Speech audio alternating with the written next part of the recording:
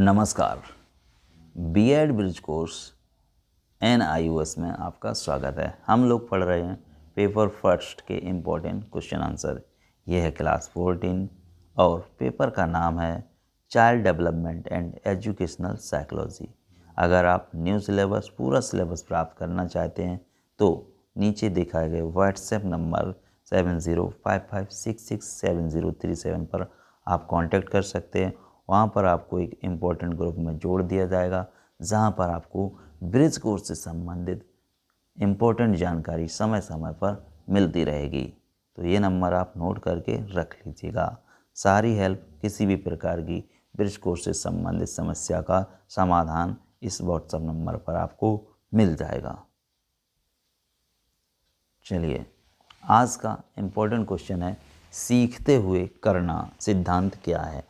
सीखते हुए करना सिद्धांत क्या है समझेंगे इसको आसानी से। तो लर्निंग बाय डूइंग, आंसर समझिएगा। Learning by doing, learning by doing क्या होता है? लर्निंग बाय डूइंग यानी कि सीखते हुए करना का सिद्धांत यह बताता है कि जब बच्चा खुद काम करता है तब वह बेहतर सीखता है। जब बच्चा खुद काम करता है तब वह बेहतर सीखता है। महात्मा गांधी और जॉन डीवी ने इसे प्रोत्साहित किया। केवल सुनकर या देखकर नहीं बल्कि अपने अनुभवों से सीखना अधिक प्रभावी होता है। उदाहरण के लिए विज्ञान प्रयोगशाला में प्रयोग करना या गणित की समस्याओं को स्वयं हल करना। यह सिद्धांत छात्र में आत्मविश्वास और सृजनशीलता और व्यवहारिक ज्ञान की विकसित करता है।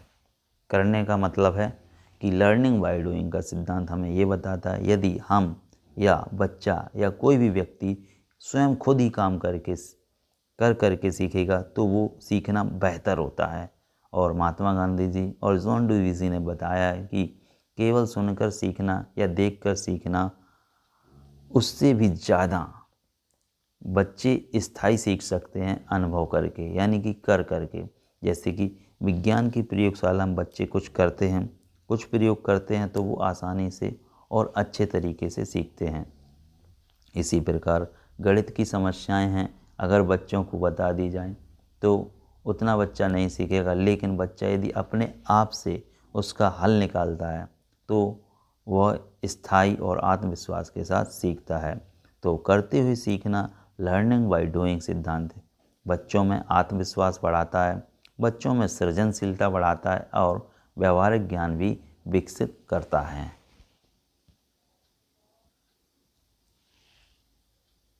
नेक्स्ट क्वेश्चन है बुद्धि क्या है और इसे कैसे मापा जा सकता है। बुद्धि क्या है और इसे कैसे मापा जा सकता है, समझेंगे इसका आंसर। बुद्धि व्यक्ति की वह क्षमता है, बुद्धि व्यक्ति की वह क्षमता है जिससे वह सोचता है, समझता है, निर्णय लेता है और समस्याओं का समाधान करता है। बुद्धि का मापन यानी IQ का मापन इंटेलिजेंस क्वोशिएंट से किया जाता है। इसका सूत्र होता है IQ बराबर मानसिक आयु भाग वास्तविक आयु गुणा 100। यदि किसी बच्चे का IQ 100 है तो वह औसत बुद्धि लब्धि वाला माना जाएगा। यानी कि कोई भी बच्चा है उसका IQ कितना है, 100 है, तो वह बच्चा औसत बुद्धिमान माना जाता है। यदि किसी बच्चे का IQ 90 से कम है तो उसे औसत बुद्धिमान से कम माना जाता है। इसी प्रकार यदि किसी बच्चे का आयु 110 या इससे ज़्यादा है तो उस बच्चे को प्रतिभाशाली बालक की श्रेणी में मान सकते हैं। बुद्धि केवल जन्मजात नहीं होती है, इसे शिक्षा और अनुभव से बढ़ाया जा सकता है। कहने का मतलब है बुद्धि है ना, जी जन्म से हमें नहीं मिलती है, इसे शिक्षा और अनुभव से बढ़ाया जा सकता है। नेक्स्ट क्वेश्चन है क्वेश्चन नंबर 12। व्यक्तित्व किन तत्वों से बना है? व्यक्तित्व किन तत्वों से बना है, चलिए जानते हैं इस क्वेश्चन का आंसर। व्यक्तित्व व्यक्ति के संपूर्ण व्यवहार, विचार, भावनाओं और दृष्टिकोण का मिश्रण है। व्यक्तित्व व्यक्ति के संपूर्ण व्यवहार, विचार और भावनाओं और दृष्टिकोण का मिश्रण है। यह वंशानुक्रम, पर्यावरण, पारिवारिक पृष्ठभूमि और अनुभव से बनता है। व्यक्तित्व किससे बनता है? वंशानुक्रम, पर्यावरण, पारिवारिक पृष्ठभूमि और अनुभव से बनता है। व्यक्तित्व के दो प्रमुख प्रकार होते हैं। व्यक्तित्व के दो प्रमुख प्रकार होते हैं। नंबर 1, अंतर्मुखी यानी कि इंट्रोवर्ट और बहिर्मुखी यानी कि एक्सट्रोवर्ट। संतुलित व्यक्तित्व वाला व्यक्ति भावनात्मक रूप से स्थिर, आत्मविश्वासी और सहयोगी होता है। यानी कि संतुलित व्यक्तित्व वाला जो व्यक्ति होगा भावनात्मक रूप से स्थिर होगा और आत्मविश्वासी होगा और सहयोगी होता है।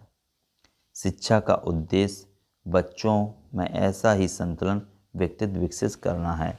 यानी कि जो शिक्षा का उद्देश्य है उसका क्या है कि बच्चों में ऐसा व्यक्तित्व होना चाहिए जो संतुलित व्यक्तित्व वाला हो, जिसमें भावनात्मक रूप से स्थिरता हो, आत्मविश्वासी हो और सहयोगी हो।